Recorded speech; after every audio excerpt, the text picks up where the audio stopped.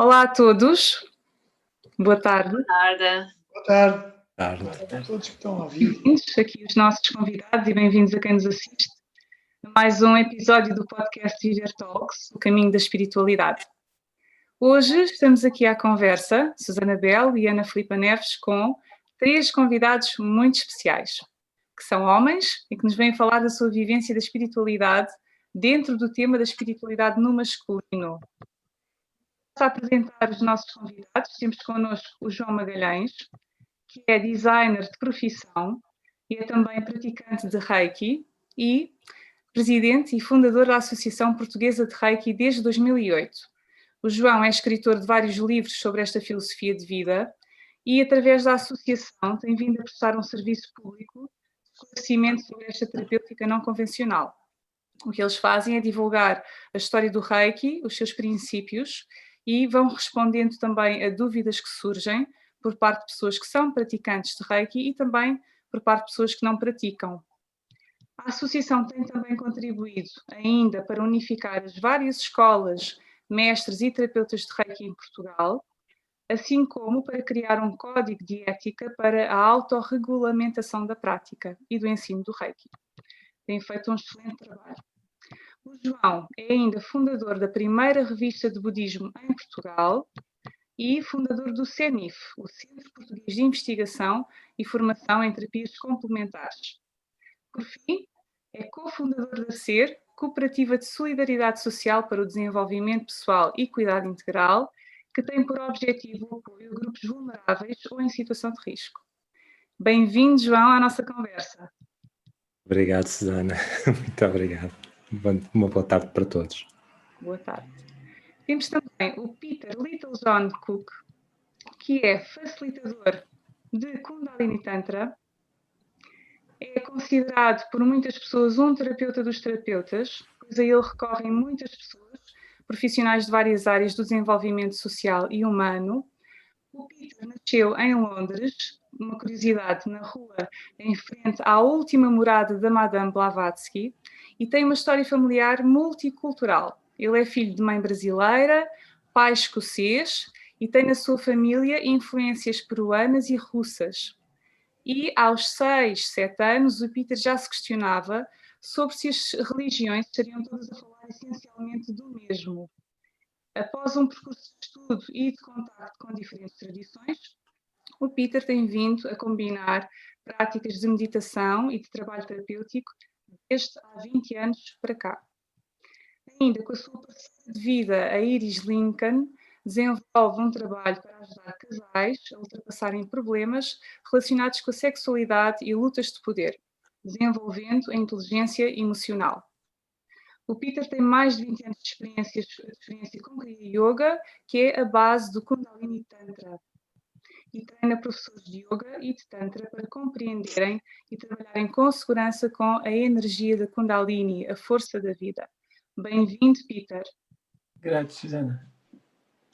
Por fim, e não menos importante, temos o Pramod, o Miguel Bento, que é um mentor, um terapeuta e um mediador. Nas suas próprias palavras, ele é bailarino, é pai, é amante, é parceiro e é amigo. E trabalha como psicoterapeuta corporal de bioenergética. O Pramod é formado em bioenergética pelo Centro Namastê, em Porto Alegre, no Brasil, e estudou também no Centro Terapêutico Humaniversity, na Holanda. O Pramod inspira-se no Osho, em Osho, e na sua própria experiência com tribos ancestrais. E ensina e aprende meditação ativa desde 2000 e artes marciais desde 1965, entre as quais o Judo, o Kempo, o Taido e o Kung Fu. Ainda, Pramod aprendeu meditação Zazen no Japão e liderou na fundação de escolas de dança, teatro, performance. Cofundou a BioTribe, uma associação profissional e centro de terapia bioenergética e meditação ativa.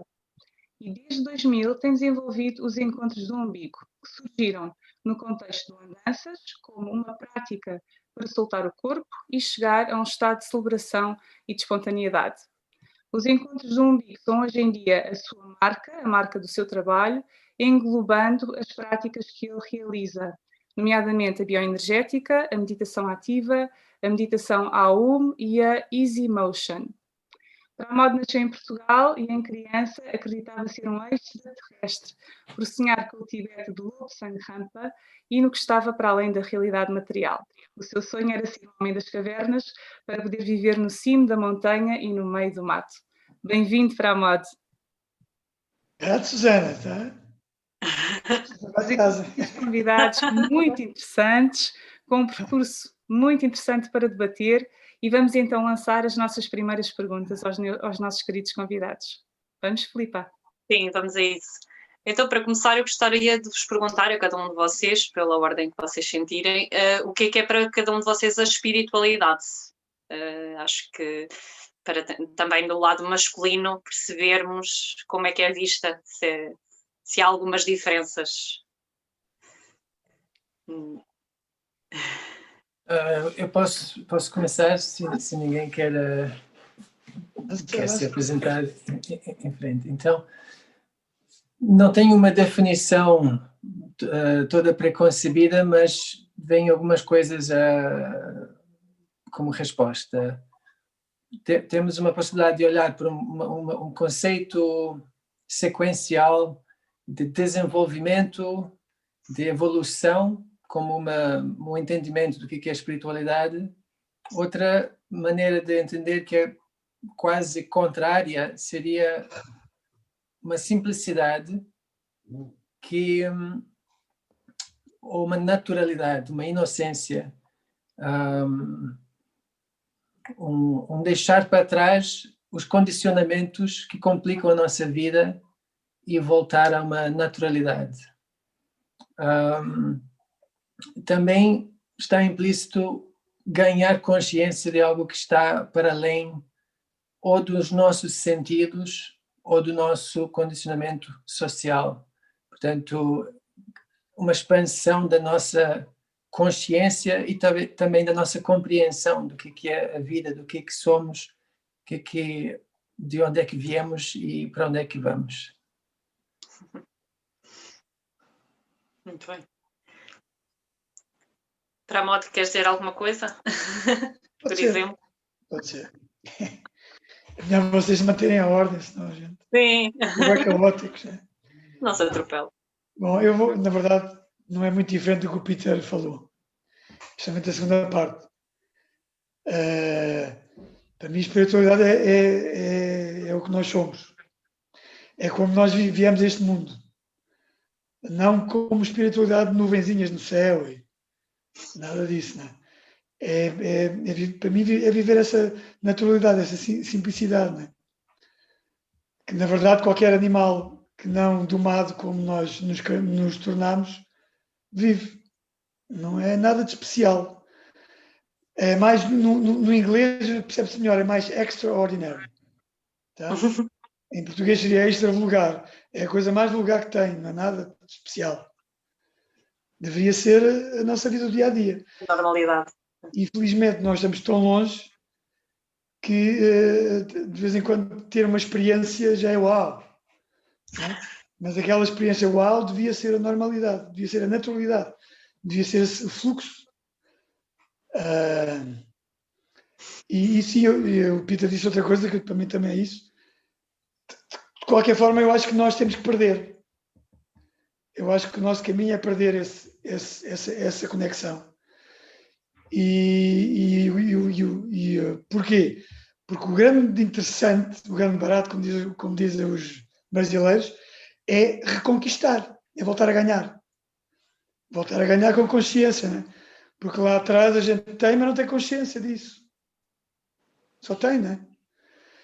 É como perguntar a um peixe o que é o oceano, né? O que é isto? Será o que é o oceano? Mas tu tiras o peixe dentro do oceano e mais é isto, já percebi. Eu acho que, sei lá, até agora eu cheguei até aqui. Pode mudar, mas foi até onde eu cheguei. É por aí. Muito bem. Só falta o João, então. Dar o Já seu... vou chutar. sim. Mais uma coisa. Importante. Porque eu falei em nuvenzinhas, né? Essa coisa de nós sermos naturais é sermos totais, tá? Não é sermos espiritualidade como uma coisa a alcançar. Não, é uma coisa que é corpórea, que é mental, que é essencial, tudo ao mesmo tempo.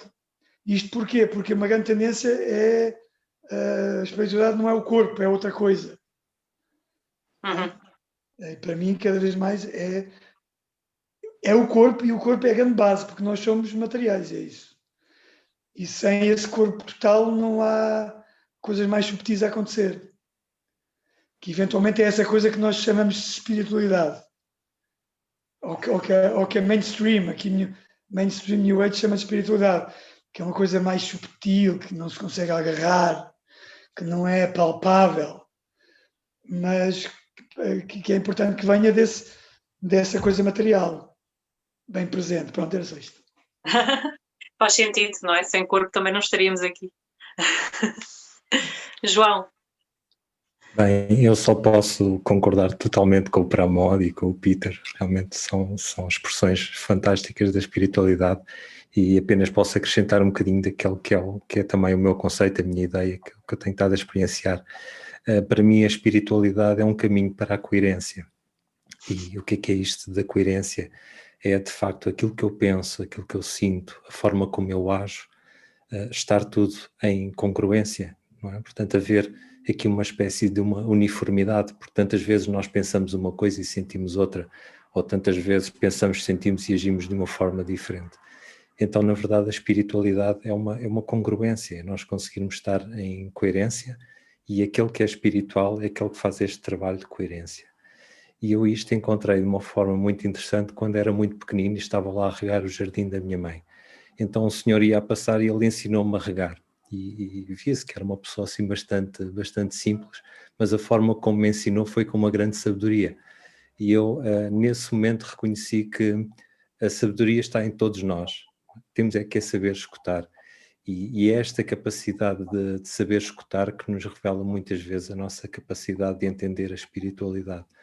É uma capacidade de escuta, de procura na vida.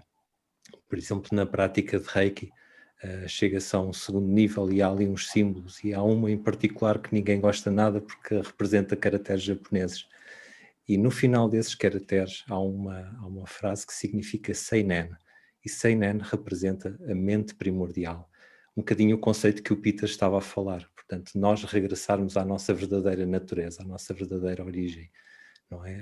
Além da ilusão que nós vamos criando ao longo da nossa vida, através desta procura da coerência, nós alcançamos verdadeiramente aquele que é o nosso espírito, o nosso ser como um todo, não é? Como o Pramod estava a dizer, é o corpo, é a mente, é o coração, é o espírito, portanto, tudo aquilo que nós somos é aquilo que é o caminho para o espiritual e aquilo que é o espírito. Obrigada.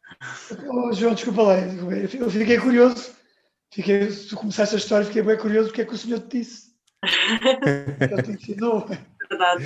Sim. Olha, ele ensinou-me de uma forma que foi tão interessante que ainda hoje aplico quando quero explicar um bocadinho o conceito da energia, não é? A questão de muitas vezes falar que a energia é inteligente, que é, eu posso ter uma flor a 2 metros de distância e estar a regar exatamente aqui do sítio onde eu estou.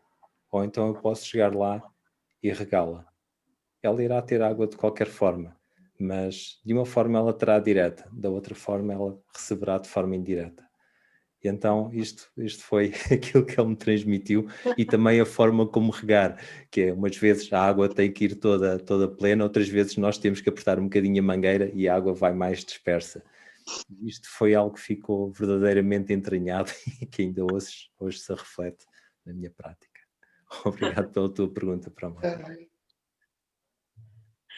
E vocês acham que aqui dentro deste tema da espiritualidade serão mais as mulheres que terão tendência para o desenvolver espontaneamente, porque são, não sei, hipoteticamente seres mais sensíveis, é esse que é o estereótipo pelo menos, ou será que os homens também têm essa apetência, ainda que possa estar mais interiorizada, que possa não ser tão expressa abertamente?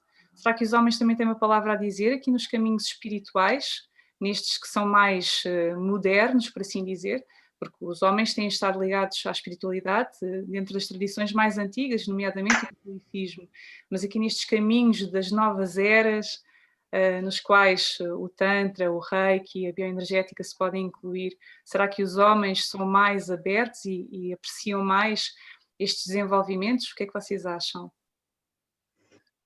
Eu posso falar. Se calhar ia começar só por situar, organizar a ideia melhor, que é, depende das sociedades em que nós falamos. Estamos a falar da nossa. Né? Se vais para a África, se vais, é outra coisa. Mas, de uma forma geral, da minha experiência, as mulheres estão vários passos à frente, sim. Ok? Eventualmente por questões biológicas, mas muito culturais, não é? Porque, de certa forma, vocês têm mais permissão para viver uma inteligência mais emocional, que um homem não tem tanta permissão. Tá? O homem tem que ser mais rígido, tem que ser mais isto, mais aquilo, e a mulher tem outro espaço. Generalizando, tá? Eu acho que não é só por isso. Okay? Mas generalizando. Mas independente das razões, é um facto que da minha experiência pessoal e daquilo que eu vejo, normalmente as mulheres estão vários passos à frente. Desculpa interromper, mas estão vários espaços à frente, não são necessariamente mais evoluídas. Têm uma sensibilidade maior, é isso que queres dizer, não é? Uma abertura maior para explorar estes temas. Eu acho que a sensibilidade potencialmente é igual. Ela está maior, por isso mesmo que eu estou a dizer. Uma questão de generalizar outra vez, porque isso é sempre um risco, tá? Homens e mulheres. É muito arriscado, essa generalização. Mas, de certa forma, essa coisa do homem não pode chorar, do homem tem que ser forte e mostrar-se assim perante os seus pares, cria um estereótipo que não é fácil fugir. E mais há medo, né? Há medo de fugir. Tem aquela coisa, agora sendo um bocadinho cómico, né? Que é aquela coisa, se eu gostar, depois vou ficar lá. Então, essa é uma coisa que toda a gente ouviu já, cresceu nesta sociedade, né? Um homem que abraça outro homem, se gostar, é um perigo. Se calhar vai gostar demais. Eu digo sempre assim, se eu gosto, qual é o problema? Se eu gostar, gostei, e é isso. Mas tem sempre um medo subjacente de sentir coisas, de sentir prazer, de sentir-se vulnerável, ok? Sendo que essa vulnerabilidade é muito confundida com fraqueza, que é uma coisa que supostamente o sexo feminino pode ser fraco, ok, tá? E o género masculino, não pode ser, tá? Isto é só aparência, ok? Na verdade, por causa de tudo isto, eu acho que normalmente as mulheres são muito mais resilientes do que os homens, porque não precisam de aparentar, só são. Nós, de uma forma geral, fazemos tanto esforço que às tantas é muito na aparência. Tá? Isto porque é isso, eu estou a falar isso nessa potência de ser mais espiritual, porque ser mais espiritual para mim é ser mais presente, ser mais presente como corpo, ser mais presente como um corpo que se sente, que se expressa, que não tem medo de expressar, que não tem medo de sentir, que não tem medo de interagir em todas as vibrações, né? Ok? E nesse sentido, sim, as mulheres estão, nesta sociedade que nós vivemos, estão à frente, normalmente. Cada vez mais há homens que estão a dar passos em frente, cada vez mais. É um facto. Tá? Tu notas isso na tua área? Sim, muito. Muito, ao ponto de hoje em dia já haver alturas em que há mais homens do que mulheres, que era uma coisa muito rara antigamente. Muito rara. Tá? E hoje em dia já há ocasiões que, há mais homens do que mulheres. Isto não é só por causa da área, obviamente tem a ver comigo também. Tem a ver com quem está a facilitar, a inspirar, porque é um nível energético que as pessoas veem, não é? Então tem a ver com isso. Talvez eu não seja tão sedutor como era antes, talvez eu não manipulo tanto pela sedução como manipulava antes, e vêm mais homens, pronto. Essa é a minha parte. Tá? E é isso. Nós atraímos muito aquilo que nós também somos, na verdade, em termos de trabalho, em termos de pessoas que nos rodeiam e nestas Sim. áreas em particular. Sim. É isso. Muito bem, obrigada. Peter, o que é que tu pensas sobre isto? Os homens têm um lugar aqui no campo da espiritualidade? Sim, não tenho dúvidas que têm.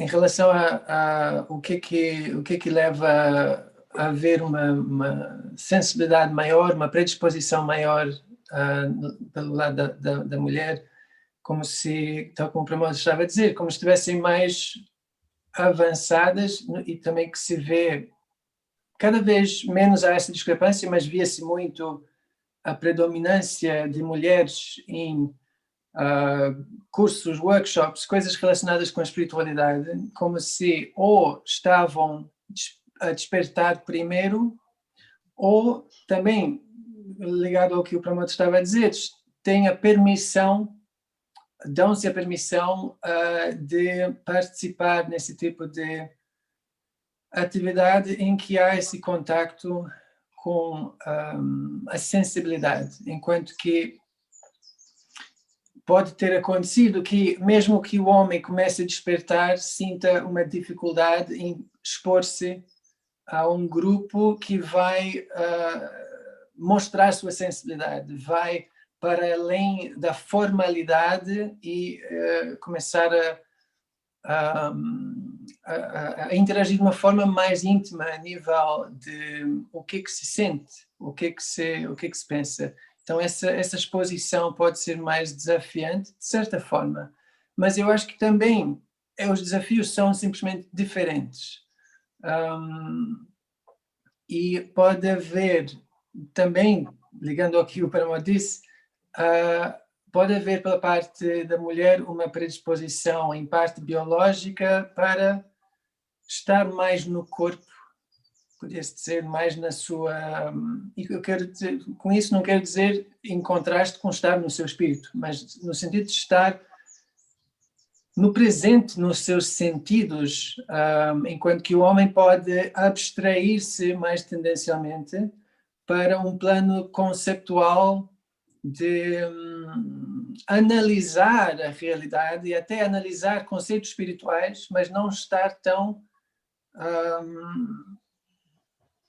presente na espiritualidade, está mais a contemplar a espiritualidade. Então é uma relação diferente, mas também estamos a falar de estereótipos, não é que seja fácil dizer as mulheres são todas assim, os homens são todos assim. São predisposições e, de certa forma, categorias que não são válidas para todos os homens e todas as mulheres. Estamos a falar em termos muito generalizados, claro. Aliás, posso também acrescentar aqui uma historiazinha, como parte do meu trabalho tem a ver com o Tantra. Há uma situação curiosa que é, por exemplo, no budismo tibetano, que é uma tradição muito ligada ao Tantra, o Tantra antigo, que é muito diferente do que o Tantra moderno, em grande parte, mas pensa-se muito no budismo tibetano como sendo uma prática associada ao masculino, a monges. São as figuras que mais se associa ao budismo tibetano. Mas muitas dessas linhagens, o que se conta acerca da origem da linhagem é que um mestre, um praticante, um yogi, vamos dizer, teve uma experiência com uma mulher, uma mestra, por assim dizer, que o iniciou e assim recebeu a compreensão que iniciou a linhagem. Então, curiosamente, quando se fala da história das linhagens, costuma-se falar do homem, supostamente originador da linhagem, como se estivesse a ignorar, na realidade, que vinha de uma mulher, ou pelo menos da interação entre um homem e uma mulher. E o que aconteceu ali não é apenas uma questão patriarcal de desvalorizar o elemento feminino, mas também eu acho que há outro elemento presente, que é que o homem tendencialmente sistematiza o ensinamento, enquanto que a mulher é mais intuitiva e orgânica, vamos dizer, na sua vivência. Então, de certa forma, essas tradições começaram com o homem no sentido que começou a ser sistematizado pela primeira vez. E isso também aponta um pouco para a maneira diferente em que vivemos a espiritualidade. Excelente contributo, muito interessante. João, o que é que queres dizer sobre este tema? No Reiki, vês cada vez mais homens chegarem à prática, buscarem para esta filosofia de vida, ou ainda são também tendencialmente as mulheres a dedicarem-se a este caminho? Olha, tem sido um percurso muito interessante ao longo destes 20 anos. É que já existem quase tantos homens quanto mulheres, o que é muito interessante. Eu já cheguei a ter algumas turmas mais homens do que mulheres, e em termos de terapia também está ela por ela, muito igual. Mas também o que é que estes anos me trazem? Ajudam-me a compreender que de facto não há diferença entre homem e mulher, mas sim na forma como se manifestam. Por exemplo, na semana passada o Peter estava a dizer uma coisa muito gira, não sei se agora queres desenvolver isso, mas que era o conceito da energia masculina e feminina. Peter, queres falar um bocadinho sobre isso que falaste na semana passada? Mas não ias aprofundar a tua resposta primeiro. Podemos abordar isso a seguir, se quiseres, sim. Ok, boa. Então, realmente é um bocado este conceito que o Peter estava a falar na semana passada. É que eu encontro mulheres que manifestam muito a forma masculina, entre aspas, não é? Entre aspas, e homens que manifestam muito a parte feminina. E de facto é isso que é cada vez mais interessante. Não é ver homem como homem e mulher como mulher, mas sim como uma pessoa. E essa pessoa manifesta-se de uma forma que poderá nos parecer mais ou menos espiritual, não é? Ou estando mais atento a um campo espiritual ou não. Então, pelo menos na prática de Reiki, eu tenho começado a encontrar esta espécie de concílio entre o masculino e o feminino, entre o homem e a mulher. De facto, os homens praticam já sem problemas, as mulheres também, e também encontro muitas mulheres extremamente racionais e sistematizadoras, não é? Muito metódicas na sua prática, e depois encontro homens absolutamente emotivos e mais sensíveis, não é? Portanto, acho que é algo bastante bonito, e é bom ver que a nossa sociedade, pelo menos cá em Portugal, as coisas estão a crescer nesse sentido, não é? E acho que é graças ao fruto de tanta gente a trabalhar que faz explorar o interior de cada um de nós, não é? Que está a trazer cada vez mais para fora aquilo que é. Já agora gostava de juntar aqui uma coisa. Para já é assim, homens, venham a trabalhar mais ainda. Tá? E depois é outra coisa que eu tenho estado a ver, porque na verdade nós estamos em direto, e eu já vi que tem algum monte de questões na página. Sim, eu também já estava aqui atenta às questões.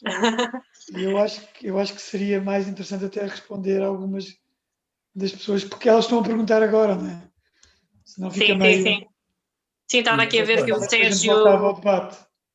o Sérgio comentou que acha que os homens apenas partilham menos a espiritualidade que experienciam do que as mulheres, não é? E depois também fala da realidade da Índia, que diz que as mulheres são mais castradas para a vivência espiritual, o que vai um bocadinho não ao encontro, mas pelo contrário, não é? Da nossa experiência no nosso país, não é? Que também é bastante interessante. E depois também está aqui a Mónica a falar o que é que leva um homem a desenvolver a sua espiritualidade, o que é que busca e o que é que o faz despertar. Se calhar era interessante até vocês falarem da vossa experiência para responder à questão, então. Para a moto, queres já começar? Posso. Já que deste o mote. Eu não sei bem, na verdade. Eu não sei bem. É como se fosse uma coisa que simplesmente aconteceu, né? Às vezes as pessoas perguntam-me isso, porque é que te levou, eras engenheiro naval e agora estás... Na verdade, eu nunca tive um corte, nunca foi um corte para mim. Sempre foi parte da minha vida essa curiosidade. Tu falaste, Susana, na coisa do Lopes sem rampa. Por acaso, meu pai tinha esses livros aqui em casa, né? Hoje em dia ninguém sabe o que é o Lobo Sem Rampa, né? Mas eram uns livros muito conhecidos dos anos 70, sei lá o quê. Que supostamente eram monges tibetanos reencarnado num escritor inglês. Era a história. Então aquilo para mim era fascinante, né? Eu acho que sempre gostei de coisas, se calhar, dessa história de eu me sentir um extraterrestre, sentir-me diferente. Acho que para cada um é diferente, não é? Mas talvez da minha história pessoal de me sentir à parte na minha família, porque eu sou um homem no meio de uma família quase tudo mulheres. Meu pai quase nunca em casa, chegavam a ser 9 mulheres em casa. Então eu tinha que estar no meu cantinho ali, porque não tinha espaço. Sentia que não tinha espaço para viver como homem, como rapaz, pronto.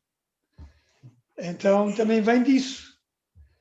Acho que é uma coisa que foi sendo construída, essa curiosidade de descobrir quem sou eu, também pelas artes marciais, porque tive o que eu chamo o meu pai japonês, que foi uma mestre de artes marciais desde os 7 anos, porque nos anos 70, pós-revolução, ele fundou aqui uma escola, eles eram todos japoneses, 20 e poucos anos, sangue na guerra, vinham para aqui, só queriam, literalmente, era tatatá e vinho verde. Era mesmo assim, para não dizer palavrões aqui. Era mesmo assim. E lutar e fazer artes marciais. Então, era uma coisa que não existia aqui, era pós-revolução, era tudo ainda a sair do Deus, Pátria e Família, né? Era tudo aí. Então, era tudo muito fresco, tudo novo. E aquilo, eu não sei, para mim sentia-se aquela energia, mesmo como criança, sentia-se aquela energia nova. E queria saber mais o que é isso do Japão, os japoneses. E a coisa vai por aí fora, é essa sede de querer saber, precisamente de querer saber mais de mim. João, queres falar? Continua a ser. Sempre, não é? João, queres falar um bocadinho da tua experiência? O que é que te levou à busca da espiritualidade? Olha, eu acho que foi desde pequenino o questionar. Então, eu sempre fui introvertido. Pronto, nestes últimos anos tenho conseguido melhorar um bocadinho esse aspecto, não muito, mas consegui melhorar, mas sempre fui muito introvertido. Isso aliado ao facto de não ouvir bem, então ainda mais introvertido eu era. Então era muito interessante, porque pensava muito para mim, escutava muito os outros. E questionava muito as coisas. Por exemplo, eu lembro-me perfeitamente que era pequenino e que olhava assim ao longe para a Serra de Sintra e eu perguntava-me, será que aquilo existe realmente ou apenas vai tendo realidade à medida que eu me vou aproximando? Pronto, eu era mesmo muito pequenino quando eu pensei isto. E este tipo de questões foi-me sempre surgindo ao longo da vida e do meu crescimento enquanto pessoa. Então acho que foi uma coisa que foi acontecendo naturalmente. Depois, assim, no campo mais oficial, entre aspas, da espiritualidade, pronto, tive a sorte de ter o meu avô, que foi uma pessoa não impositiva e que me soube auxiliar a procurar respostas às minhas questões. E então, para mim, foi um despertar natural, pronto, uma atividade natural que veio apenas da capacidade de escutar e de questionar, sem dúvida alguma. Desculpa lá, Peter, não sei o que ias falar. Fizeste-me lembrar uma coisa, João, por isso só vou partilhar. Eu também havia uma ideia que eu tinha quando era adolescente, que era o que é que está lá fora? Essa coisa do que é que está fora? O que é que está fora? O que é que está fora? Tem o universo, e o que é que está fora? Agora fizeste-me lembrar disso. Essas questões super importantes e básicas que nos assolam, não é? Pois é. É isso mesmo.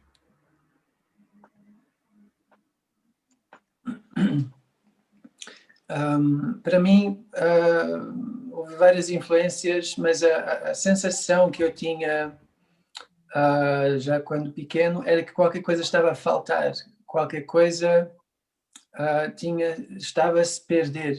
Via a maneira que os adultos eram e parecia que havia falta de cor, falta de... é como se estivessem menos vivos do que podiam estar, E comecei a questionar-me como é que isso acontece e por que aceitamos, ou por que aceitavam estar menos do que plenamente vivos. E, portanto, antes de ter a palavra espiritualidade para expressar o que isso era, isso foi uma das coisas que me despertou essa pergunta: o que é que falta aqui, o que é que se perdeu e como é que se preserva. E também eu tive a experiência de crescer com pais muito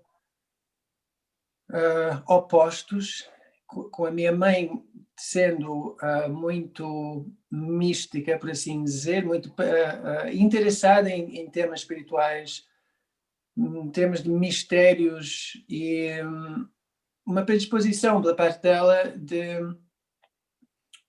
acreditar e também de ter experiências místicas, vamos dizer. E o meu pai era como se fosse o oposto, muito racional, cético, mas ao mesmo tempo não no sentido de rejeitar tudo, mas de questionar por que acreditaria isso, ou em que base é que tem essa crença. Então eu cresci a tentar encontrar uma ponte, a integrar e também a fazer uma espécie de ponte entre essas perspectivas. Passaram a fazer parte de mim, tanto o questionamento racional como uma abertura à experiência do mistério da vida, o que está para além dos sentidos.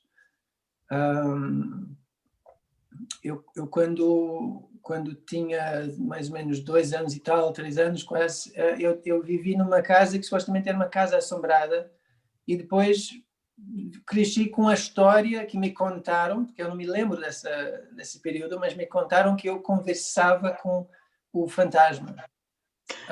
E então eu cresci com esse mistério também. Será que eu tive mesmo conversas com o fantasma? Então, por ter essa dúvida, cresci com a pergunta também: então, o que é a vida? O que é a morte? O que é o espírito?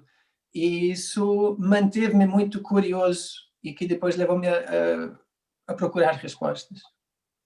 Para mim, estavas a dizer qualquer coisa? Que era o Casper.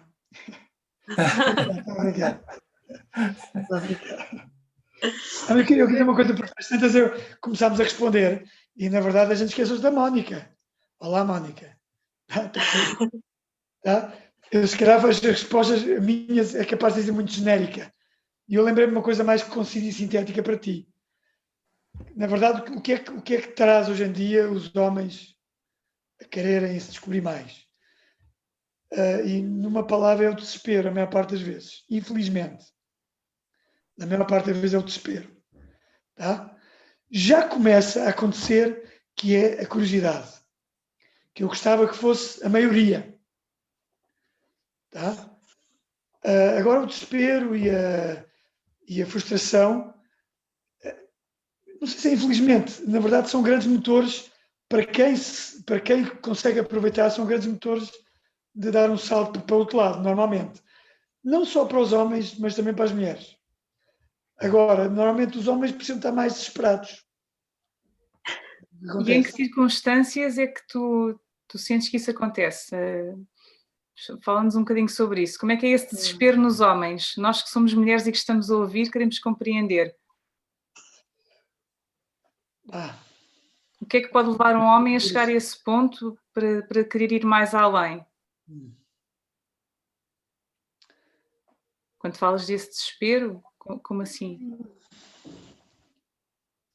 Estou a ver se vejo assim baseado em exemplos, estás a ver? Sim. Baseado em exemplos. Permite-me acrescentar para uma... Pode ir, acrescenta, que eu já me lembro qualquer coisa.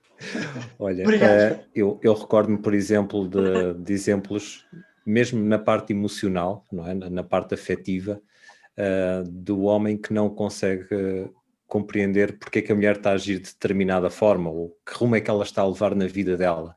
Pronto, e então aí ele diz, bem, isto não pode ser assim, eu tenho que ir perceber o que é que se está aqui a passar. Pronto, este é um dos exemplos que eu também encontro, é o tentar perceber o que é que está a levar à mudança. Dentro de um relacionamento, é isso? Por exemplo, sim, dentro de um relacionamento, por exemplo. Bom, um exemplo num homem que não é para uma mulher. É chamadas, e vou já trazer o tema, né? Impotência e problemas na sexualidade. Ok? Esse é um motivo forte. Tá? Ou uma rejeição forte em termos emocionais. Né? Normalmente em termos de relacionamentos, muito. A mulher também, mas normalmente a mulher não precisa de coisas tão fortes. Não precisa de coisas tão fortes. Basta há uma insatisfação que estou a falar da experiência de quem vai ter comigo. Há uma insatisfação que faz a mulher mover mais rápido e o homem precisa de uma coisa mais, um bocadinho mais hardcore, mais disruptiva, normalmente. Ok? Ok. Obrigada. Então, e dentro das vossas vidas diárias, como é que vocês integram a espiritualidade? Já percebi aqui pelo Pramote que a espiritualidade é algo muito, muito físico, muito presente, muito natural, mas como é que no vosso dia-a-dia vocês praticam essa conexão ou tornarem-se conscientes?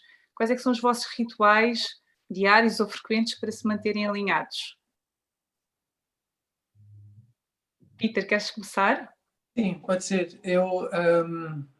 Eu acho que, apesar de ter tido um fascínio muito forte pela espiritualidade, ao ponto de podia-se dizer, me dedicar mesmo a ideia da iluminação espiritual, de uma libertação espiritual, eu não tinha disciplina nenhuma, não tinha crescido com uma boa disciplina para fazer práticas diárias, regulares, ou ter uma tradição e ser muito rigoroso em manter o foco numa tradição, num ensinamento.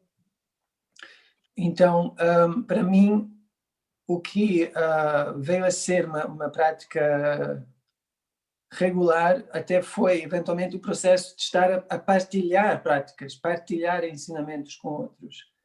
E o que vinha a vivenciar era que no ato de partilha não só estava a recordar informações que tinha estudado, alguém me tinha dado, mas estava a entrar num estado de alinhamento e de conexão, de comunhão, e a descobrir até no ato de partilha, estava-me a abrir,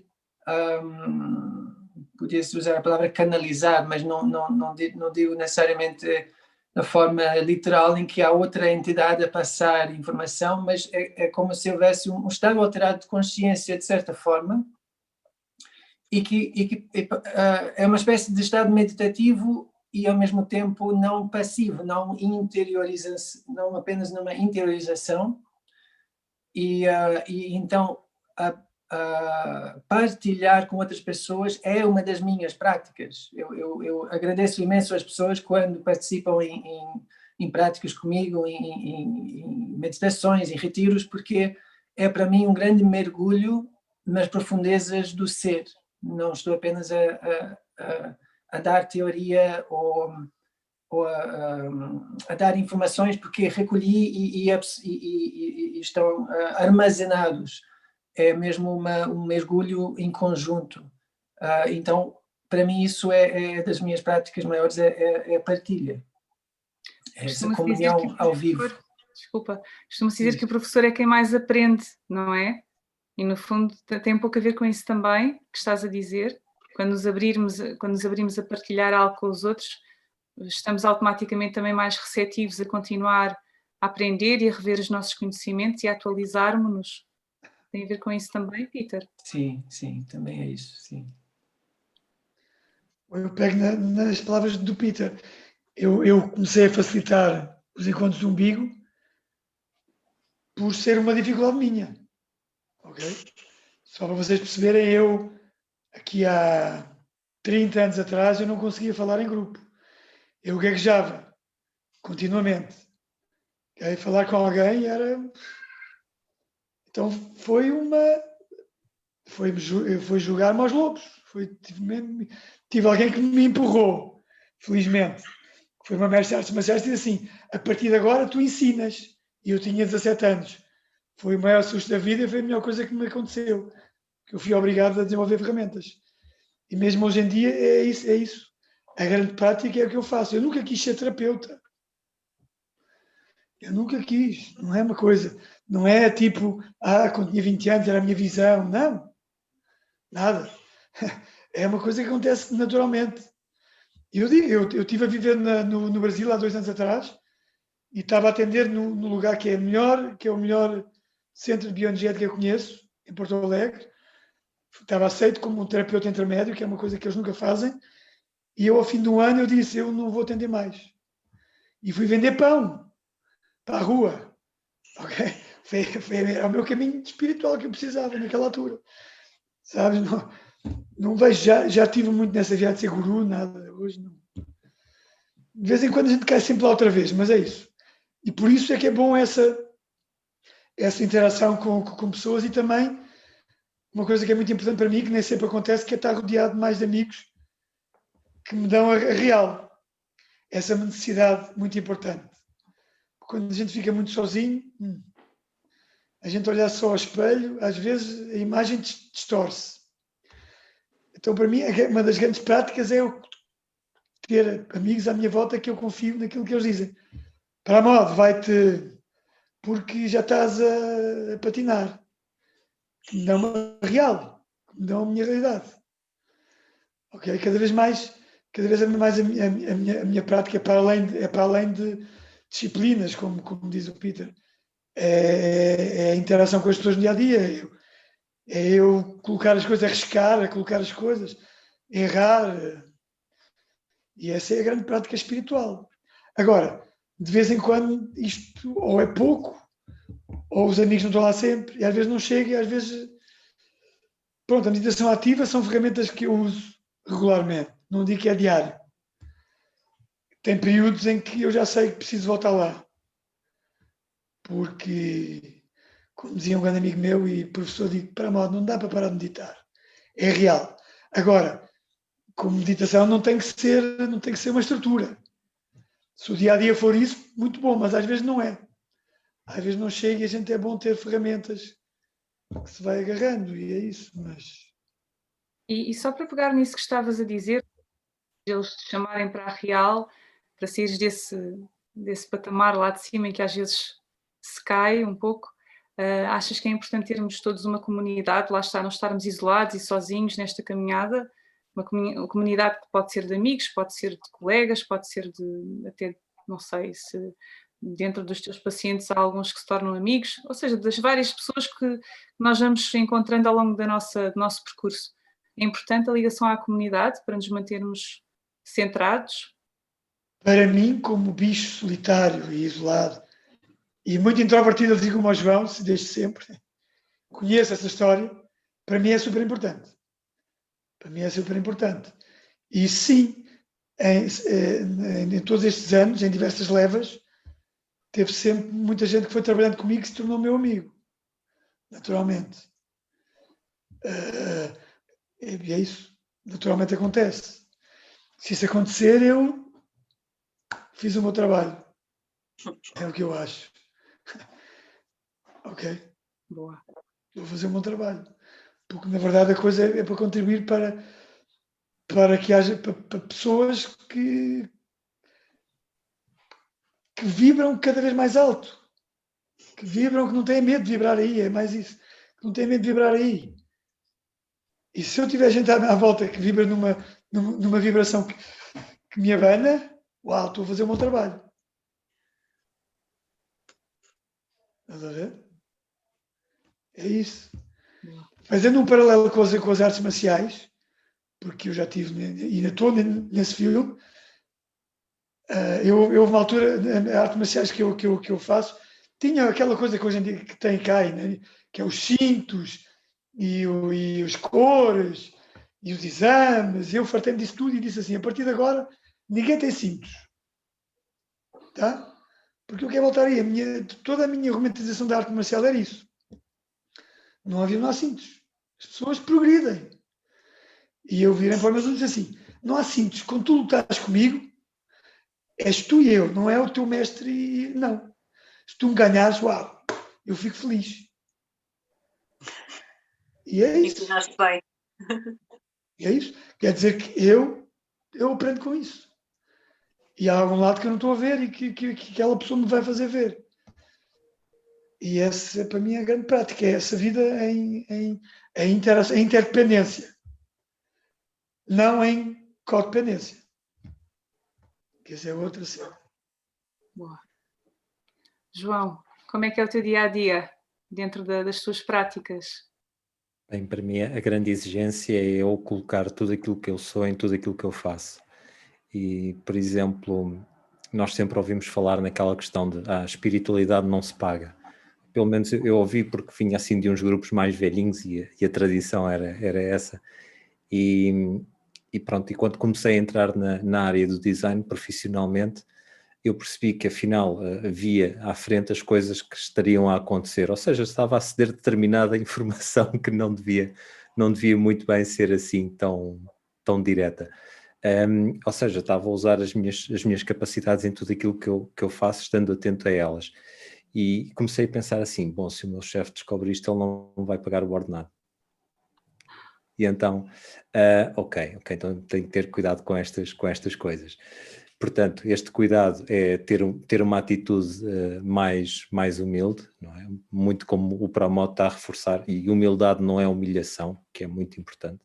A humildade é uma perfeita consciência da minha capacidade e da capacidade dos outros e a forma como nós interagimos na vida. E sem dúvida alguma é realmente aplicar aquilo que eu vou aprendendo e aquilo que eu vou construindo para a minha vida, não é? E se principalmente eu estou a ensinar alguma coisa ou a terapeutizar algo com alguém, ou fazer um percurso terapêutico, eu tenho que praticar aquilo que eu estou a ensinar ou aquilo que eu estou a fazer. Então, se eu tenho 5 princípios, eu tenho que os praticar na minha vida. Se eu sigo 5 preceitos, eu também tenho que os vivenciar. E esta questão dos 5 preceitos, por exemplo, para mim foi uma aprendizagem muito interessante, porque nós, na prática do budismo, temos um conceito muito giro que é tu segues os 5 preceitos, mas na medida da tua consciência. Portanto, um dos preceitos é não intoxicar. E a história que muito se conta é daquele budista que trabalha numa loja que vende bebidas alcoólicas. Ele pergunta assim, mas mestre, eu agora vou ter que deixar de trabalhar aqui, o que é que eu vou fazer? E o mestre responde, não, tem calma, trabalha aí. Quando for oportuno para ti arranjares outro trabalho, portanto, quando adquirires melhores condições, então tu vais deixar esse trabalho e vais deixar de levar os outros a intoxicarem-se. Então, isto é uma grande verdade para mim, não é? A capacidade de estar consciente e de colocar em prática aquilo que eu vou fazendo crescer em mim. Então, para mim, isso é colocar a espiritualidade em prática no dia a dia. Muito bem, João. Obrigada pelas vossas partilhas. Obrigado. Todas. Gostaria de acrescentar uma coisinha também em relação a essa pergunta das práticas diárias, porque e também revendo-me naquilo que tanto o Pramod como o João falou, eu acho que uma grande parte também da minha prática é estar a olhar para os desafios e onde eu podia estar mais livre, onde eu podia estar mais em plena integridade, alinhado com aquilo que é o meu potencial, aquilo que eu sei. Onde eu vejo um hábito antigo a repetir, onde eu vejo uma resposta condicionada, onde eu vejo falta de paciência, estar a tentar olhar para o que está presente ali, assumir que há ali uma discrepância entre um potencial e o que está a surgir e procurar sempre expandir as fronteiras do habitual para encarnar o pleno potencial. Então, sempre atento, sem estar a entrar num processo de culpa, mas simplesmente com curiosidade até, curiosidade. O que é possível para além disso? E sempre com essa curiosidade, esse interesse em crescer.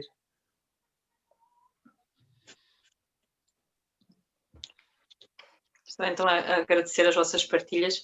Eu estava aqui a ver que a Susana, penso que foi isso, perguntou: será que os homens julgam ser menos homens ao entrarem em contacto com a espiritualidade por estarem ligados ao universo mais sensível? Isto é ao encontro de uma das perguntas que nós tínhamos aqui, se vocês achavam que havia preconceito, que em parte também já foi respondida, e se sim, se já o sentiram. Se Olá, querem partilhar Susana, alguma boa? experiência. Eu conheço a Susana, então vou dizer adeus. És boa, Susana? Tá boa. Ok. Eu acho que a gente já respondeu mais ou menos a isso. Ele se calhar não estava aí. Sim, se havia preconceitos, acabou por ser respondido, sim, mas se já o sentiram, alguma experiência menos positiva. Não sei, eu já falei. Que Vou começar. Eu não menos positiva, mas eu vou falar da primeira vez que eu chorei. Eu não chorava, eu não verti uma lágrima até aos 30 anos. Não verti uma lágrima, literalmente. Ficava vermelho, tudo, mas não vertia uma lágrima.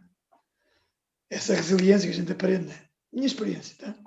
Aí, num dos primeiros retiros que eu fiz, com bioenergética, com uma mulher muito sensível, que é a Anisha, e depois de alguns dias de prática, eu entrei vieram as dores todas ao mesmo tempo.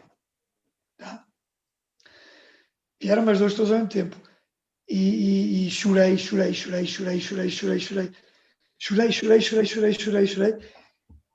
Dor emocional tremenda. E eu não queria acreditar no prazer tremendo que eu estava a sentir. Ok? Então, sim, é um medo tremendo de entrar nesse espaço, porque nós não conhecemos esse prazer. Nós achamos que é uma menos-valia, que por isso eu aguentei até aos 30 anos, né? Porque senão vou ficar mais fraco, senão vou ficar não sei o quê. Ainda hoje, dor emocional é uma dificuldade para mim. Ainda hoje, eu tenho que trabalhar, continuar a trabalhar sempre. A gente não se livra dos nossos padrões. É um trabalho contínuo. Mas já não tenho aquele medo que tinha, né? Então, sim, tem muito esse medo de a gente ficar mais sensíveis. Ok? E mesmo sentindo esse bem-estar, o medo continua a vir, porque tem um lado nosso que é está tão programado que isto acontece com muita gente, homens e mulheres. Depois de passarem pela experiência de atravessar no retiro, ou que seja, uma coisa forte, passam 3, 4, 5 dias, se não continuam com algum tipo de coisa que mantenha, que eventualmente apoie essa experiência, até vão duvidar que estiveram lá. A cabeça começa ai, não, foi porque foi ali, ai, foi naquele contexto, na vida real, não é assim. Então aquilo é o quê? É a vida irreal? Tu viveste uma vida irreal, agora aqui o dia a dia que é a tua vida real. Todo um programa super intenso que nos faz fugir daí.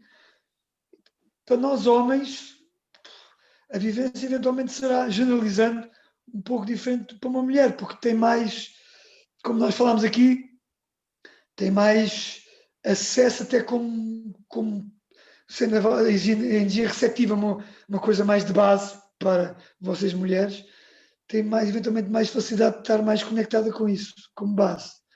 Nós temos que trabalhar um pouquinho mais isso. Mas é isso. Eu respondo já ao Sérgio, porque o Sérgio fez um comentário à Filipe, à Susana. sim, Tá? menos homem. Tá? Não, Sérgio, não é ser... O que é ser menos homem? É ser menos pessoa. É ser menos pessoa. E tu, como pessoa, és um homem. Como género. Estás do género. E não vamos cá discutir géneros agora aqui, senão não saímos daqui. É uma bosta. Tá? Tu és o que tu és, pronto. É tu seres menos o que tu és. E é isso. Depois, o que é ser homem? Ui, se fores para a África é uma coisa, se fores para o bairro alto é outra, se fores para os gigantes é outra. Não saímos daqui. Só conceitos. Só dialética. Tá? Só para responder já a 2 questões numa só. Obrigada. João, queres falar um bocadinho deste preconceito que parece haver em relação aos homens? Já o sentiste? Alguma Sim, experiência?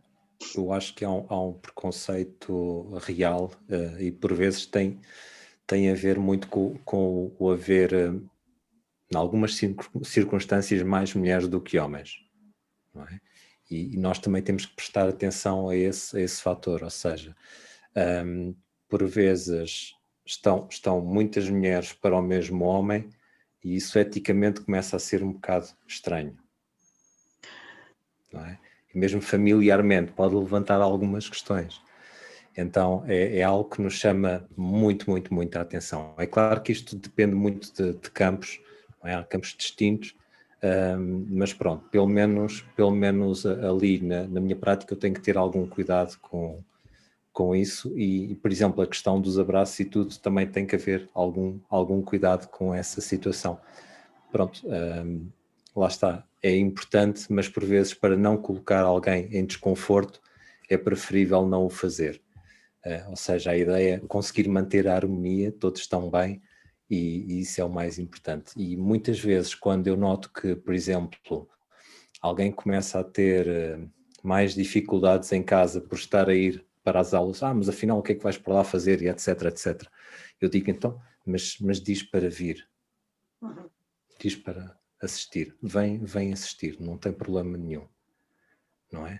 E então eu creio que esta é talvez a parte mais pressionante que eu sinto. Pronto, é fazer um grande esforço para, olha, ok, aqui tem que se ter algum cuidado. Tá bem? Mas isto eu estou a falar apenas da minha área, está bem? Portanto, para cada área poderá ser diferente e também a experiência de vida de cada pessoa. Vamos ouvir a experiência do Peter. Eu não sei se vivi propriamente assim, como é que disseram, uma experiência de preconceito. Sim, mas talvez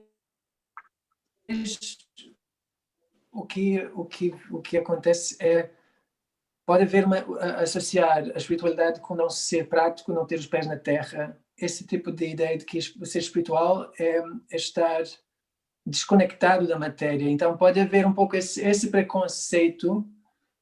Não sei se talvez haja mais a ideia de que o homem é suposto ser mais pés na terra e mais materialista, mais consolidador de questões materiais e por isso então haver a ideia de que há uma discrepância ali. O homem está muito ligado à espiritualidade como se fosse uma coisa contrária a ser prático, contrário a ser realizador de questões materiais e para mim até eu acho que foi isso também uma realidade para mim. Eu passei também por essa dificuldade em ter os pés na terra, em abranger dois mundos, por assim dizer. E isso também acho que é um desafio não só para homens, mas para pessoas que despertam para a espiritualidade. É esse viver na terra, aberto, curioso acerca de temas espirituais, desenvolvimento pessoal, elementos mais subtis da nossa consciência, mas sem isso nos tornar incapazes de nos relacionar tanto com os outros como também com as nossas os nossos objetivos, digamos, ou os nossos potenciais como seres encarnados. Yeah. Eu ia só juntar aqui uma coisa que me veio desta coisa do homem, mulher e das dificuldades. Simplificando, seria assim.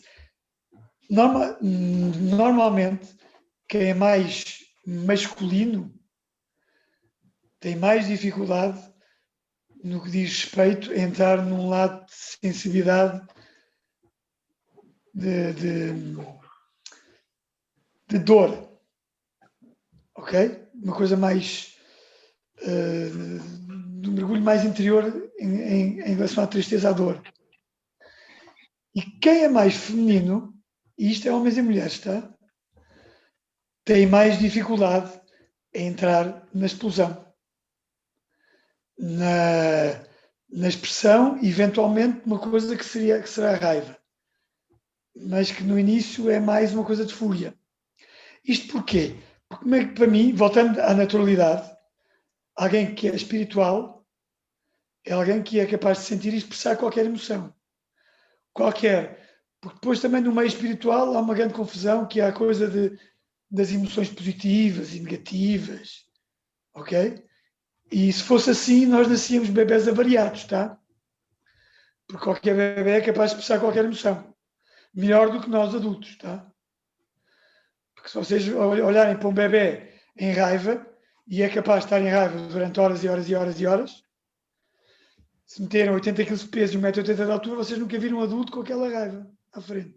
É muito raro, tá? E, na verdade, a grande cena é unir os opostos. A grande cena é caminhar na direção daquilo que te falta. Como a energia feminina ou masculina. Eu acho que o conceito de homem e mulher é muito básico para aquilo que estamos a falar. Eu estou a falar como homem, né? Mas para mim a grande dificuldade como homem, e eu acho que é generalizado, mas não é assim para todos os homens, ok? É conectar com a dor. Mas não é assim para todos os homens. Tá? Assim como generalizando, a grande dificuldade para as mulheres é conectar com a raiva. E não é assim para todas as mulheres. Se calhar se fores para o Porto, não é assim. Caraca, filha da puta, é outra energia. Se fores para um meio, como é um meio cigano ou um meio afro, é diferente, é outra energia. Então estamos a generalizar num contexto latino-urbano-depressivo, que somos nós todos, tá? Tá, ok. Que é fácil a gente ficar só no nosso meiozinho e esquecer aquilo que está à volta, que é muito mais coisas a acontecer, que a gente não conhece muito bem, porque vive muitas vezes na nossa bolha. Era só para dar aqui mais uma cor, talvez polémica. Espero bem que sim. Vou aproveitar a tua deixa e vou-te perguntar, porque realmente nós somos um pouco condicionados nessa expressão da raiva, não é socialmente correto. E talvez para uma mulher seja ainda mais socialmente incorreto do que para um homem, digo eu. Como é que tu achas que as pessoas podem, e talvez os homens, aproveitando que têm mais abertura para expressar essas emoções que supostamente são mais negativas, como é que um homem pode agarrar nessa energia e transformá-la em algo que é construtivo, ou que o ajuda a conhecer-se melhor, a estar mais presente, a desenvolver-se? Como é que se agarra nisso e se dá a volta nessa emoção? Venham praticar comigo, que eu dou a volta a isso. Não, estou obrigado. Não, estou obrigado, estou a falar sério. Depende quem é que da pessoa, né? Não é para toda a gente, mas para mim, primeiro que essa energia começa a fluir de uma maneira criativa, porque raiva em si é uma emoção criativa. É a única emoção que traz mudança à tua vida. Sem raiva, a gente não mexe o cu da cadeira, fica ali a fazer zapping. A gente precisa de raiva. Raiva, orgasmo, é a mesma coisa, tá? Entusiasmo. Raiva nesse sentido. Há uma grande confusão entre raiva e fúria, tá? Que não é a mesma coisa. Está bem? A fúria é apenas o resultado da repressão de qualquer emoção. Qualquer emoção. Quando a energia fica reprimida e ela está ali, está a ver como um cão preso. Um cão preso vira uma besta. E nós somos cães presos. Tá? E de vez em quando alguém nos solta a corrente. Tipo, vais para o campo de futebol, ou tens alguém mais inocente e que vai ser o teu caixote de lixo, que é mais fraco. Tá? À tua frente, e aí despejas o que não podes despejar com o chefe, ou com alguém mais forte que tu, ou que seja, né? Ou numa posição superior. Né? Infelizmente, a fúria é o que acontece mais. Tá? Só que a fúria tem que acontecer. Ela precisa acontecer. E precisa acontecer muito. Porque nós carregamos A fúria ou ira, depende das pessoas, tá? Mas essa expressão forte, ela precisa acontecer muito, porque é uma carga tão forte que naturalmente nós temos medo de acessar a ela. E não é por acaso. Ok? Porque se ela vem toda, ela vai... É destrutiva, é muito destrutiva. Mas em ambiente seguro, poder acessar a isso, e poder acessar isso não é só riscar um fósforo. É riscar um fósforo e acender a fogueira e deixá-la acesa. Que é outra coisa, tá? Deixá-la acesa. Deixá-la acesa. Eventualmente, ela vira umas brasas que estão sempre ali a arder. Então, os homens podem aproveitar, os homens e as mulheres, mas neste caso estamos a falar no masculino, não é? Podem aproveitar essa expressão para se descobrirem melhor, para se abrirem, para se desenvolverem espiritualmente, quem sabe? Achas que sim? Sim. Para mim é bem básico. É bem básico porque se tu não conheces o teu bicho, tu vais ter sempre medo dele e medo dos outros. Porque na verdade tem ali um... Ok? Então é por aí. Quando tu conheces quando tu deixas a besta vir cá fora, ela esfuma-se. Quando tu não a deixas vir, ela fica sempre ali a morder-te os calcanhares e tu a queres pôr para baixo. Compreendes? Que é esse medo daquela energia toda que está ali a vir. E no fundo é só energia, só energia. É só energia. Só que nós temos medo dessa energia. Tem um texto que diz, já disseram que era do Mandela, já disseram que não sei de quem é. Diz que o nosso grande medo é de sermos luminosos. E é verdade. É de pormos essa energia fora. Obrigada, Pramod. Eu queria colocar uma pergunta ao João também, aproveitando algo que ele disse sobre o contexto das práticas espirituais e de haverem mais mulheres inicialmente nestes meios e disso poder ser até desconfortável a trazer algumas questões familiares. Nós sabemos que sim, que pelo menos numa fase inicial são as mulheres que aderem mais a estes caminhos. Tu achas que faz sentido falarmos de homens que são mais espirituais do que outros? O que conselho é que tu poderias dar a uma mulher que, uma vez que entra neste caminho do desenvolvimento pessoal espiritual, busca por um homem mais espiritual? Isto faz sentido? Como é que nós damos a volta a esta questão? Olha, é uma boa pergunta. Eu não recomendo procurar por um homem mais espiritual, mas sim por alguém com quem sinta afinidade. E através dessa afinidade consiga encontrar num relacionamento. Porque eu já assisti a tantas situações em que, sabes, por vezes as pessoas até dizem eu vou deixar o meu relacionamento porque esta pessoa já não me identifico com ela e eu quero uma pessoa que seja assim e assado e etc. E pronto, e aí é que vai funcionar mesmo bem. Ou então do género, ele é um informático e eu agora quero uma pessoa espiritual. E até uma pessoa que trabalha no mesmo ramo que eu. E depois a coisa corre muito mal. Então, não diria tanto procurar um homem espiritual, mas uma pessoa, um homem com quem sinta afinidade, com quem sinta que pode haver ali algo para construir em conjunto. E este construir em conjunto ele tem algo a oferecer e também tem algo a pedir, assim como ela tem algo a oferecer e algo a pedir. Então os dois podem crescer imenso, não é? E muitas vezes é engraçado nós refletirmos um bocado sobre as nossas relações anteriores e pensarmos que se calhar muitas nem seriam necessárias uma relação efetivada. Bastava as pessoas serem amigas, não é? Elas na verdade era algo que podiam dar em troca, uma para a outra, para o seu crescimento. E nós muitas vezes encontramos, uma espécie de um fogo, uma química que nos liga, que nos leva a ter um relacionamento, quando na verdade não era necessário, bastava apenas uma afinidade e uma amizade com a pessoa. Então se calhar o meu melhor conselho seria este: procura uma pessoa que te faça sentido, não é? Que te traga coerência e que vocês possam construir harmonia em conjunto, sabendo que a vida é impermanente, portanto há sempre desafios e nem sempre as coisas correm bem. Acho que era interessante ouvir também o Peter em relação a esta questão, já que ele trabalha com casais, com a esposa. Acho que era bastante interessante ouvir a perspectiva dele. Eu até gostaria de dizer algo acerca da pergunta anterior também, da transformação da energia, das emoções, porque nós temos, achei interessante para mim falar de a energia de raiva ser energia criativa. Nós podemos, e vê-se muito a espiritualidade envolver uma certa dissociação com coisas que achamos ou designamos como sendo não espirituais. E essa dissociação pode... há uma expressão que é cada vez mais usada em inglês, não sei qual é a equivalência em português, spiritual bypassing, em que há um desvio de atenção e um corte energético, vamos dizer, uma divisão na psique.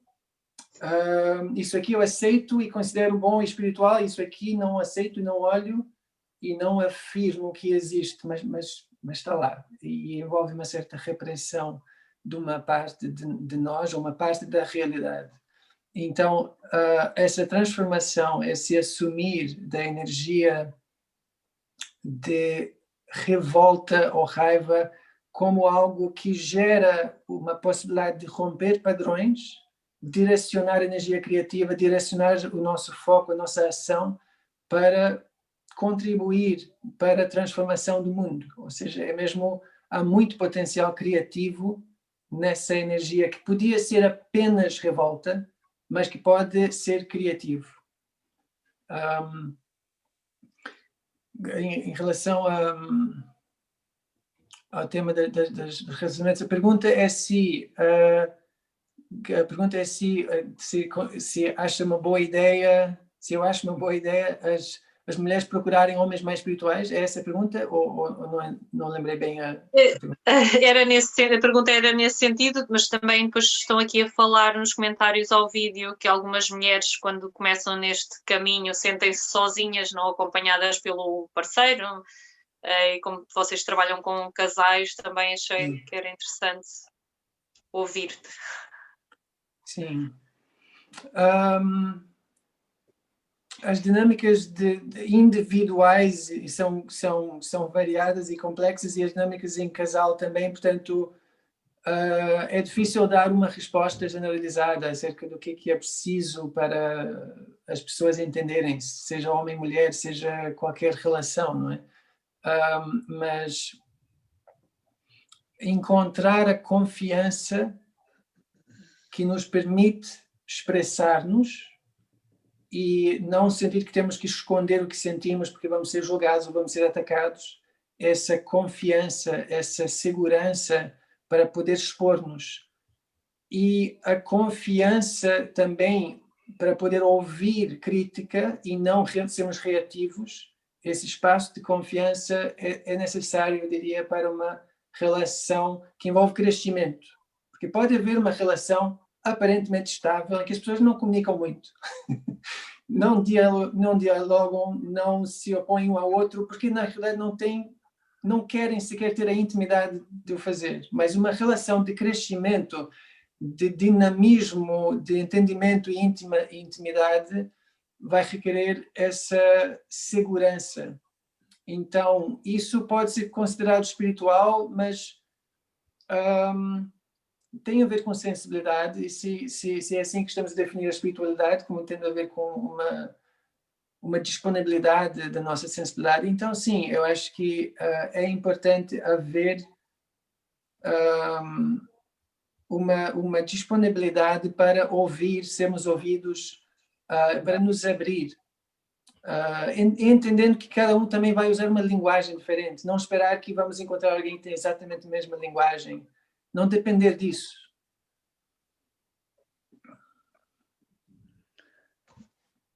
Então, eu vou dar a minha resposta. Eu acho que as mulheres têm que parar de procurar por homens espirituais. É isso. As mulheres, é assim, se no teu caminho de busca, tu, mulher, se vem essa vontade de ter um homem mais espiritual, eu acho que precisas de continuar a buscar mais por ti, porque é isso que falta.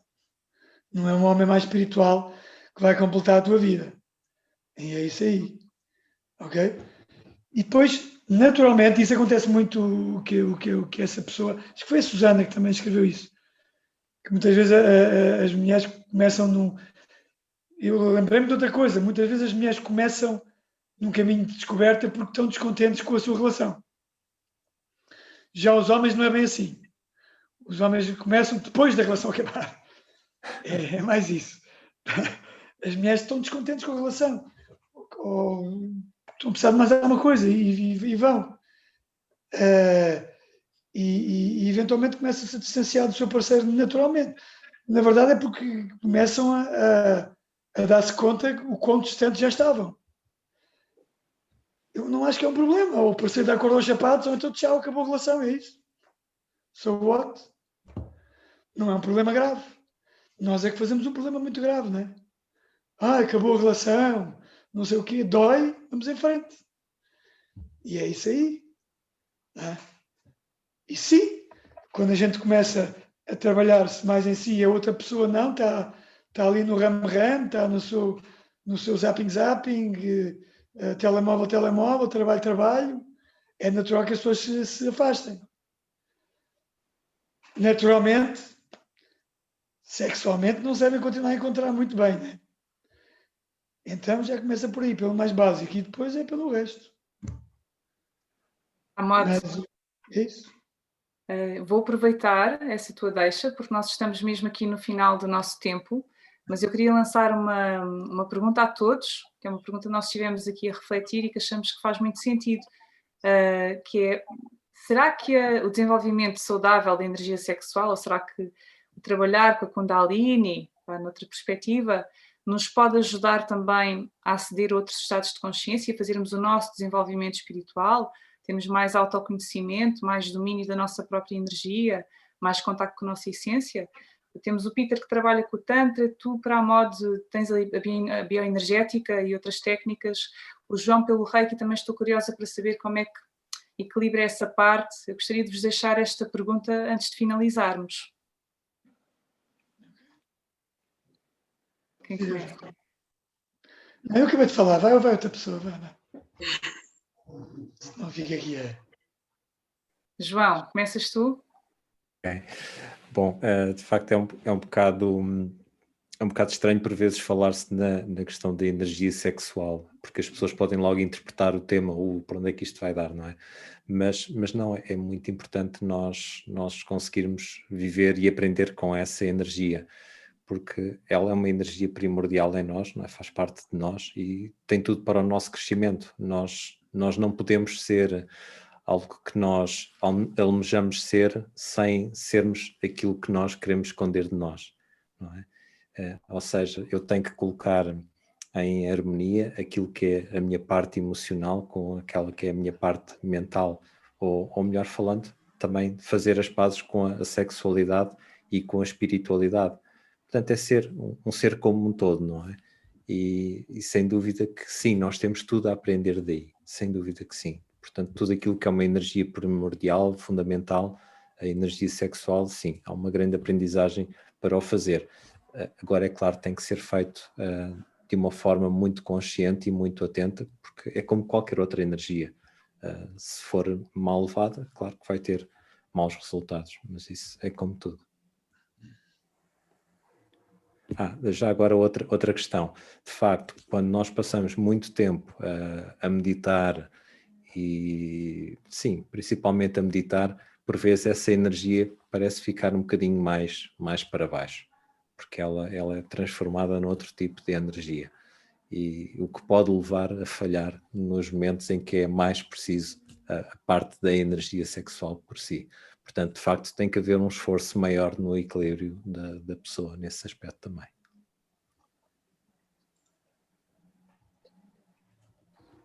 O tema de Kundalini é assim que podia ser desenvolvido durante um certo tempo, porque há tanta confusão acerca do tema, tanto como o tema do Tantra, há muita divergência de opinião, confusão à volta do tema, mas trabalhar a energia sexual, acho que a primeira coisa é o ganhar de uma vontade, uma naturalidade com a energia criativa, no sentido de, voltando para antes de designarmos a energia criativa como algo sexual, quando é simplesmente entusiasmo e é excitação e alegria e espontaneidade e uma expressão inocente, vamos dizer, infantil até, antes de designar como algo sexual, é a mesma expressão de energia da vida. E aí nós fazemos uma distinção, por causa em parte dos nossos tabus, fazemos uma distinção tremenda. Isso aqui é energia sexual e isso aqui é outra coisa. Mas ao voltar a uma integridade, no sentido literal de haver não um corte, de que a energia que se expressa nos órgãos genitais é uma coisa e a energia fora dali é outra coisa, se conseguimos reintegrar tudo como uma expressão da vida, sem tantos cortes nos nossos conceitos e no nosso fluxo da nossa energia vital, até podemos passar a sentir aquela naturalidade de qual que foi falado por nós. Eu acho que, em parte, o que procuramos na espiritualidade, enquanto se pensa que é um elevar de consciência, é também um voltar ao simples e o natural. E esse voltar ao simples ou natural em relação à expressão da energia vital é também isso, encontrar equilíbrio, encontrar naturalidade na expressão da energia, até deixa-nos sem sentir que a espiritualidade está fora do alcance, ou está no futuro, existe através de um esforço, através de um desenvolvimento, mas é algo que simplesmente é inerente. É o desfaseamento com a nossa energia vital que faz-nos sentir que falta uma parte de nós, ou uma parte divina, ou qualquer coisa. Então é uma maneira até de designar o que é a espiritualidade, é apontar para essa parte energética. E o equilíbrio e o dinamismo, o equilíbrio dinâmico da energia vital. Bom, o que eu vou dizer é mais ou menos o que o Peter disse, talvez por outras palavras e outra linguagem, mas é por aí. Há uma grande confusão, começando por aí, há uma grande confusão entre sexualidade e sexo, tá? Há uma grande confusão. Na verdade, se nós queremos ver, para mim, se nós queremos ver um ser humano mais plenamente sexual, com uma sexualidade mais plena, vejam um bebê. Tá? Não olhem para um adulto. Olhem para um bebê. Ok? Esse é um ser humano com uma sexualidade mais plena que tem. Não é completa ainda, mas é mais plena no meio em que a gente vive. Porque a nossa sexualidade está tão reprimida que a única coisa que vem ao de cima é o sexo. E é pouquinho. É muito pouquinho. Ok? A grande diferença entre a sexualidade infantil e a sexualidade madura adulta é a interação física, que seria o sexo. Essa é a grande diferença. É a capacidade de troca física. É a grande brincadeira. Ok? Supostamente, num desenvolvimento normal, nós passaríamos de seres com uma sexualidade plena, que já lá vinha de trás, ok? Com a capacidade de trocar com outro ser com a sexualidade plena. E para mim, a sexualidade plena confunde-se com a espiritualidade. Não, para mim não tem grande diferença. Está bem? É a gente vibrar em todos os níveis. Até aqueles mais subtis, chama-lhe na Kundalini, o sétimo chakra, ou quiser chamar. Tá? É que apesar de vibrar em todos os níveis. Né? E aí, nessa interação a gente pode crescer para outros patamares que sozinhos a gente não consegue. Agora, nós queremos à força toda crescer para esses patamares vazios, à procura do outro lado, em pessoas que estão vazias. De qualquer coisa que não está lá. By the way, os encontros do umbigo nasceram por causa disso. Ok? O nome nasceu por causa disso. Está nessa minha constatação. desse vazio. E de que esse encontro, ele só existe entre pessoas que estão cheias, não entre pessoas que estão à procura de qualquer coisa. Por isso eu disse, mulheres parem de procurar homens espirituais e homens parem de procurar mulheres espirituais também, e é isso. Preencham-se. E esse preenchimento tu estás cheio de energia, estás preenchido com a vida. E isso, para mim, é a sexualidade, a mesma coisa. Depois, precisa passar pelo sexo, precisa muito, muito, muito. Porquê? Porque é a parte mais básica. E normalmente, como disse o João e bem, a gente quer quer subir a escada e quer saltar os degraus. A gente quer passar para um nível de conexão, de coração, e depois tem ali embaixo um pênis e uma vagina a pedir penetra-me com força. Vai mais, ui. Tá? Ok? Tá? A pornografia não é só o vizinho do lado, tá? É nós todos. Ok? Ela está lá, a tendência para nós todos. Cada um sabe de si, está bem? Mas é isso. Ok? E é isso. Às vezes é por negação, né? Como disse o João, porque a gente, daquele lado, eu vou pôr de lado. Aí só vai crescer. E fica sempre lá. Tu podes fingir que és uma sexualidade elevada, uma espiritualidade muito grande, e tens sempre aquela parte tua que nunca está satisfeita. Então, sim, eu diria que sim, sexualidade, e eu diria sim, muito sexo, e de preferência que comece a ser bom. Mas se não for muito bom, que seja muito primeiro. Porque, na verdade, nem isso acontece. Ok? A nossa capacidade é muita, e, na verdade, eu sei por experiência, tá? Minha e do que as pessoas que eu vejo à volta. E está uma vez, 2 vezes por semana, é muito bom. Ok? E nós temos capacidade de brincar todos os dias. Por que não brincar todos os dias? Começar por brincar, depois podemos ir para as coisas mais sérias, mais subtis, mas brincar todos os dias. Mas não, a gente põe a brincadeira já para o fim, que é tipo, primeiro vou trabalhar, fazer a sopa, preparar os filhos, e depois vou brincar, quando já não tenho energia nenhuma, nada. Então o que acontece é meio que, tenho que despachar o serviço e é isso. Isto é uma grande realidade, tá? Eu não estou a exagerar, é uma realidade muito generalizada. Tá? E é isso, acontece pouco. Então a gente precisa começar por trazer mais energia para poder ser mais. Começa por tu teres mais energia para a vida, para poderes arriscar a fazer mais coisas. E isso já é a tua sexualidade a crescer. Eventualmente, ela passa por uma experiência sexual mais de risco, tu arriscas a experimentar coisas diferentes, a viajar nas suas fantasias, sabes? E eventualmente reconheceres que elas são fogo de palha, que não te servem, para depois passar para outros lugares. Mas não adianta saltar de graus. Não adianta. Então é isso. Obrigada. Como a Susana já tinha dito, estamos aqui no final do nosso tempo. Queria agradecer ao Pramod, ao João e ao Peter por terem estado aqui connosco e passar a palavra à Susana.